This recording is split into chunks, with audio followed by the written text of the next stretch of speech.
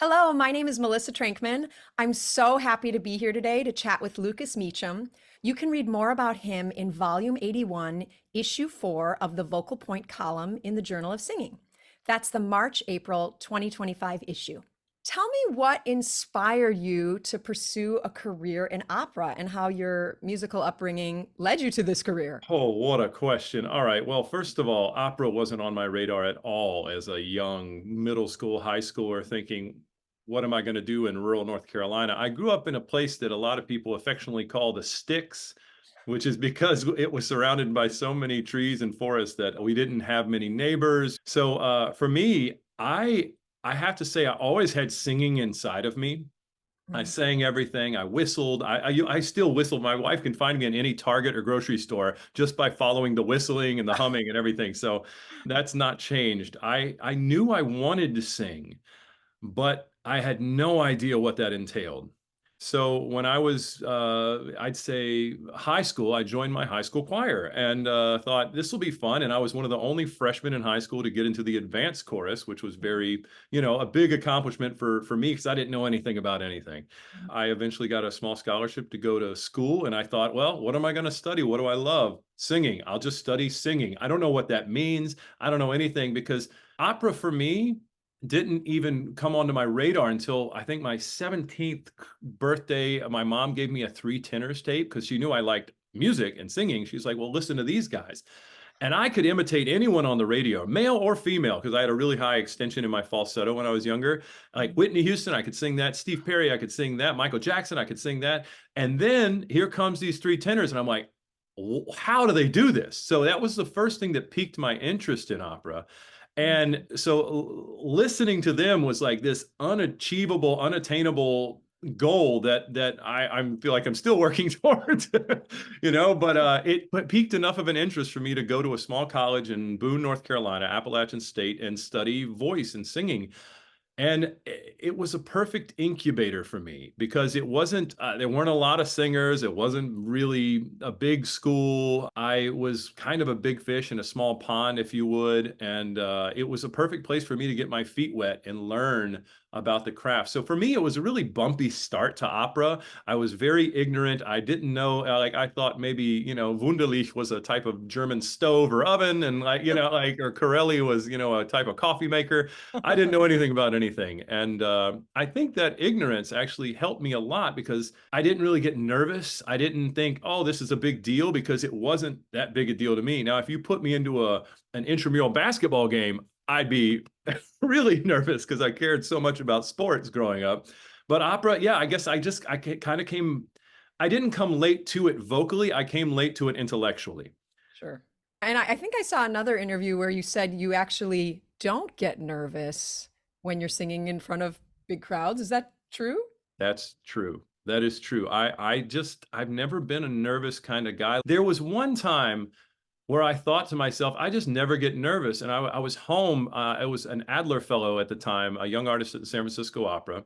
And I went home and my mom asked me to sing at church. And these were all people that I'd grown up with, like since I was a kid, and I was like, I was getting ready to sing. And all of a sudden my hand started, I'm like, what is happening to me right now? So if I know a lot of people and I'm singing in front of like friends or something, I might have a little twinge of nervosity. Is that the word? Nervousness. But if it comes to like being on stage, I don't get very nervous. Wow, what a superpower for a performer to have, right? I guess the thing is because I've never really had it. I don't know what the pitfalls are of it. So when young singers ask me, what do I do about my nerves? What I say is rehearse. Get it Hmm. in your body. The more you rehearse, the less you have to worry. And I live by that motto. I really do. I show up day one and I try and be as prepared as humanly possible, as musically possible, and have all my choices at least sort of thought out. I remember Renee Fleming talking about how as she became more successful in her career, actually, it doesn't get easier in many ways because the pressure increases. So even despite, you having this international career, you're a big star. What about the pressure to deliver every single evening? You hit the nail on the head with that statement, and so did Renee, because once some people know who you are, they're like, let's see what he does this time. There's a lot more at stake. There's a lot more, not judgment in a negative way, but there's a lot more expectation of you to be good. Mhm. And that day in, day out, night in, night out, knowing what we know about our throats not being the same day in, day out Yes. is very challenging as an artist. And again, I go back to what I say, the more you can prepare in the practice room, in the rehearsal space, the better your performances will be because you don't have to worry about that. And I find the thing that gives me at least the most vocal foundation or strength or inner sort of knowledge that it's going to go okay is my warm-up routine. Having a Mm. consistent warm-up routine is more important than anyone can possibly imagine. And speaking of that, I saw that your warm up on YouTube, I think you recorded like a 10-minute vocal warm up on YouTube. It has like 340,000 views or something amazing. I haven't checked in a while, but yeah, people use it a lot, and I'm just happy that there's a tool out there that can help. And I should say that Marlena Mollis, my amazing teacher, she's the one who most of those warm-ups stem from, and so I have to give a big shout out to her, and she is much missed by all of us. Yes. I have to tell you that when I was younger, I hated warming up. I thought it was a waste of time. I just wanted to get straight to singing and I'll just warm up through singing my arias. I thought I really, and as I've matured and as I've become a bit more of a professional about these things, I'm talking like when I was in my undergrad, grad program sort of thing, I really, so if you're one of those people out there that was like me, trust me, eventually you're going to want that because it'll become your foundation for beginning to sing in the rehearsal space or on the stage or whatever it is. Mm. To answer your question about mentors, I've had so many over the years. I'm not one of these people that's been fortunate, unfortunate, whatever, to have the same teacher since the beginning, and they've sort of taken me through. I've had many teachers and many people who have helped, many coaches, many directors, many conductors who have helped me along the path, because the career path is not just you did one thing and then you're here. It's trudging, it's vigorous, it's exhausting, it's baby steps vocally, baby steps career wise, baby steps acting choices, baby steps with your social media platform and your PR. It's all about just never plateauing. Mm. Always just take it just a little. It can be one step, one small, 1 inch, a centimeter step. But as long as you're moving, the trajectory is upwards. That's the most important thing. I'll tell you a quick story about my one of my mentors, John Malloy, who was my teacher at the Eastman School of Music. I Mhm. would go into my lessons and sing a lot of lieder, and because he lived in Germany, was very good with German art song, and I took all my German stuff to him. I credit him with a lot of my German diction abilities. Mm. And I would finish a lesson. He'd be like, "It was perfect, Lucas. It was perfect." And then one day, after listening to some incredible leader artists sing the same stuff that I was singing for him, when he said it's perfect, I said, "John, or Dr. Malloy, Mr. Malloy, it's not perfect. How could you tell me this? Because I just listened to Bren sing it. He's perfect. I'm a pipsqueak. I'm this little baby, and I sound like, it's just, it's not what I'm hearing these guys be perfect. I know it's not what I sound like." He said, "Lucas, you're a perfect 23-year-old baritone." Oh. That meant more to me than you can possibly understand, because it meant that even though I was on a path to try and get to where these people who I considered the greats are, even though I'm on that path, I'm doing well for where I am, for my current level. And Mhm. that helped a lot for me to hear. I love that. That reminds me of something Cheryl Milnes said too, which was, I always thought throughout my whole career, I'm really good for where I am right now, Mm. right? I'm as good as I could be for where I am in the moment. Yeah, because it takes so much pressure off of you. You don't have to be the next big thing. You just have to be you. Yeah. And so many singers that I hear younger singers make the mistake of singing the way they think the panel or the audience wants them to sound, rather Mm. than doing the most natural thing, which is singing with their own voice. We all, in the same way we have our own thumbprint, only I have this thumbprint. And it's Mhm. the same thing with our voices. What makes famous people famous? I posed this question to myself when I was a young artist, because I'd hear people coming through and I'd be like, all right, well, I know who this person is, but I've never heard of that person. They sound great. Why are they not famous? Why are they famous? Mm. And in pop music too, they only sound like themselves. Wow. It's such a unique quality to only sound like yourself, and that's what makes you special. And so as Mm. soon as you start to affect the voice, you literally take away from the special qualities that you and you alone possess. Tell me a little bit about your approach to social media. I was looking at some of your content. I follow you on Instagram. You're so creative, you're so funny, it's so unique. Tell me about that. Do you do it all yourself? Thank you. Well, all praise be to my wife, my social media coordinator. She is incredible. She is a guru. She does it all. She's really incredible. One of us will have an idea, and it comes from taking in social media. I'm not saying you should sit around for 3 hours a day on Facebook or Instagram or Twitter or whatever. You should be watching things, and things that we think are cool or funny or interesting. We will steal that idea and turn it into a classical music idea. The other thing is, I kind of hinted at the beginning, is you got to be authentic. If you're not authentically yourself, people are going to sniff out that inauthenticity, and they're not going to really want to watch it. I love that through line of authenticity from your singing to your social media presence to everything. That's Well, really that's such a deep question, though. It's like not how to be authentic, but how to trust that you're enough. mm, It ties together in so many things that that have to do with singing and have to do with social media, but more importantly, have to do with us as people, mm, is really believing in yourself and saying, you know what I have to give is enough. Whether you like it, whether you accept it, that's mm. on you, but I have put it out there into the world to be accepted or not. And I know that I have something to say. I have a voice.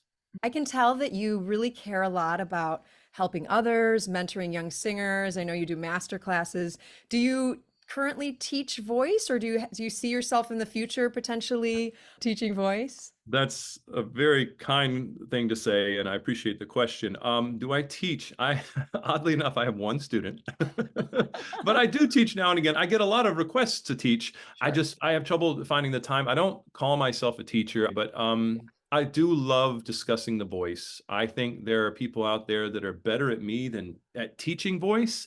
Mhm. So I like to stick with what I'm good at, and that what I'm good at is hearing and making consistent sound that will travel very far into the ears of a public that are not close to you. And I Mm, think that is how I kind of start every class that I teach, or every time I'm working with younger students. I say, what's the most important thing in opera? And I get so many different answers. And the thing is, all the answers are almost right, but the number one thing for me is being heard at all times. right. You have to work bottom to top. You have to be heard. If you're not heard at all times, it doesn't matter that Mm, you've studied Italian in Lucca, Italy for 20 years and it's perfect. If they can't hear it, it doesn't matter that your Italian diction is perfect. It doesn't matter that you know what Mozart ate for breakfast the morning you wrote the overture to Don Giovanni. yep. Because if they can't hear it, it doesn't matter. It's the most important thing. Now, the big trick is figuring out how to do it without pushing. Right. And so Exactly. again, this honesty with oneself comes back into play, and say, okay, am I past the line of proper singing, and am I still above the line of being heard? Mm. That's the game. Yeah. And I think that you were clearly blessed with a big instrument that can maybe naturally project. But what are the things, can you share with us some of your tricks for not pushing, as you say, as an operatic singer? We're given a degree of choices. If we take sort of the options, which are extreme nasality, nasal cavity resonance, which is like and then we take extreme pharyngeal cavity, sort of a back darkened sound, a woolly sound. I always like to be air on the side of forward placement, Mm, the /𝘑𝘯𝘯𝘭, rather than the backward placement, the /scuro. And mm, so it's because it's much easier to pull an overly forward sound backwards than it is to pull a overly darkened sound forward. So I mm, think when you end up in this forward place, you're able to kind of laser beam your voice into the house, mm. rather than sort of a wash of sound that goes out and kind of falls into the 10th to 20th row. Sure. And when you're singing in a 3,000 seat house and you have this wash of sound that's a dark and burnished tone, it falls flat in a 3,000 seat house. And then Mm, you have some voices that go like a laser beam to the back of a 3,000 seat house. And it's all about, for me, the decision of where on this scale do you want to have your balance of /𝘑𝘯𝘯𝘭 and /scuro, of mm, forward and back, of light and dark, mm, however you want to describe it. So for me, to answer your question, I find that the /𝘑𝘯𝘯𝘯, the forward placement sound, is the best way to keep it out. Mhm. However, it might not record as burnished and darkened as you might want it to. As a baritone, especially, I've run into this my entire career where Wow. people have said, you're a tenor when I was in my 20s. You're a tenor or you're a baritone. Here's the question. Am I a tenor or a baritone? I'm a Yeah. light lyric baritone. I was a light lyric baritone. And I'm moving now into Verdi repertoire. But when I was younger, my teachers kept saying, as you get older, it will mature. Let the age mature the voice, not an affectation or an over darkening of the sound. So this is, like I said, the long answer. Yeah, it's so interesting But though. This is great. for the most part, I just try and always keep my sound focused out, forward, bright, because as soon as you begin to darken, your sound becomes covered. And there is a place for cover, absolutely. Mhm. And the passaggio and above, we need to begin to cover, and absolutely it should begin. Mhm. However, for almost everything else, I keep it forward, out. And I know placement is a bad word for some people these days, but I actually love the word placement, and I'm not afraid to say it. Getting the sound out of your face. That's the most Love it. important thing. That's great. Yes. Strong in your convictions. That's And important. yeah, I am strong in my convictions. And I'll quote Pavarotti for the short version. I Nice. breathe, I sing. Do you find yourself changing your technique based on the specific opera house that you might be in, or is it pretty much the same? If it's a recital, I Ah. might change it a little bit. I recently did a Bernstein mass where I was mic'd and I changed up things because I could trust the microphone to send my sound into the house. And so I was able to do more dynamics. For Mm, the most part, whenever it's mezzo piano and above, I don't change much of anything ever. As mm, soon as you hit mezzo piano, if I'm in an operatic stage without a mic, without a recital, it's, I'd say 1,600 plus seats. Mezzo piano is the least I will ever give in a decibel level for me, but mm, I will give mezzo piano with a pianissimo intention. mm, So mm, I'm always putting the sound out there that you're going to hear, and it's never going to be under the orchestra. It's never going to, well, not never, but I tried. The goal is to not be covered by the orchestra or the chorus or a terrible hall or a squeaky chair, like whatever it is. yeah. It's just you want your sound to always be riding on the top of everything else. Can you tell me about your most memorable performance or series of performances? Wow, there have been some milestones. I was singing Figaro and the Barber of Seville at the Wiener Staatsoper for my debut. Mm, As we finished the first half, I mean, just this standing ovation that came. I didn't make it to my dressing room before the general director at the time came back and shook my hand. It was like, we're so happy to have you. And so that was amazing. I mean, there was Billy Budd in Paris, where mm, every night when I would walk out, the entire audience would stand up. And it was, I mean, there's just these moments of artistry. I mean, as artists, we put it out into the house and you just don't know what you're going to get. You mm, don't know what's coming back your way. It could be booze, it could be, fine, it could be bravo, right. and so when it comes back that hard in your direction, it's like harder than you've put it out there. It's Yeah. just I don't know, it just does something for me. It doesn't give me like it gives me not satisfaction, but like awe. I'm Mm, like, it's the closest that I feel to like sort of divinity, mm, is when I'm standing on stage and the audience has appreciated me in the way that I was hoping to be appreciated. And yes. it's a rare thing. It doesn't happen. It's not every show, Sometimes they're like, next, it's and I'm used to that, that's more normal. And then I guess La Scala, my debut at La Scala was a really incredible moment too. Just these moments, and the most important thing though is you have these moments, you have these successes, and then you get back to work. Mm, You can't just rest on your laurels. That's one thing in this career, especially. You just can't say, well, that's my name and that's where I've sung, so they'll hire me again. There's just so much that goes into the career that has zero to do with the voice. can you give us an idea of some of those other elements that you think Who do are you know? Who really? likes you? Yeah. Because and the well, not the most important. I don't want to over dramatize, but what's very important is to understand that not everybody's going to like you. You're not everyone's cup of tea, and of course, you could be a great singer, and people will still be like, well, but he smells, or but he's late to rehearsal, or but I didn't like his social media post, but he said that thing to me, or but he gave me a look, or anything. It could be out of your control. I can't tell you how many feet I've stepped on by just being me. So appreciate the people that like you and Mm, appreciate the people that don't like you too, because maybe one day they'll change their mind. right. But not changing yourself to please the Yeah. people who don't like you. I can Amen. see that from you. In terms of your approach to acting, I've actually gotten to sing with you on stage. I was in The Ghosts of Versailles with you at LA Opera, and you are such a dynamic actor in addition to your very impressive voice. So I was just Thank curious, you. is that something that you've studied? Is it something that you give a lot of thought to, or is that just, your natural charisma and ability to connect with a character?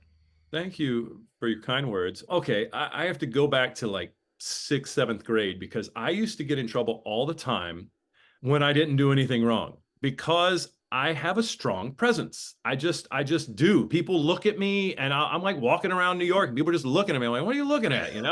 I say that to say part of it's natural, Yeah.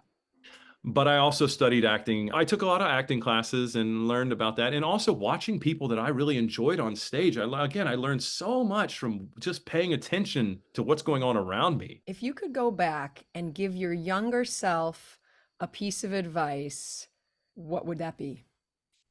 There is no making it. You Mm. don't make it. Like I get asked sometimes, what's it feel like to make it? I'm like, what are you talking about? Who? Me? I'm like, so there is no making it. There's just doing the best you can day in and day out, giving it your best, giving it your all, being honest with yourself, being honest with those around you. And through that honesty comes artistry. And so it's this cycle, it's a reciprocal thing where the more honest you can be, the more authentic your characters can be. The more honest you can be, the more authentic your voice can be. And so if you live inside that sort of trust cycle of yourself, which again becomes a psychological thing that you might want to talk about with your therapist, but the more you can trust in yourself, not to be talented, not to be good, not to be anything, but to be honest, just to be honest. And because if you're honest, you can say that note wasn't my best note. Yeah. That choice, that acting choice, I might have gone too far. Mm. And so I'm constantly thinking of these things while I'm doing it to try and make my next performance or my next note 0.01% better than the time before. Again, upward trajectory. Always keep that. Well, thank you so much, Lucas. This has been an amazing interview. I loved Thanks, chatting Barbara. with you. I learned so much from you. Thank you You're for kind. giving your time so generously. I know you're very busy. We really appreciate it at the Journal of Singing. My pleasure. It's been a joy. Thank you.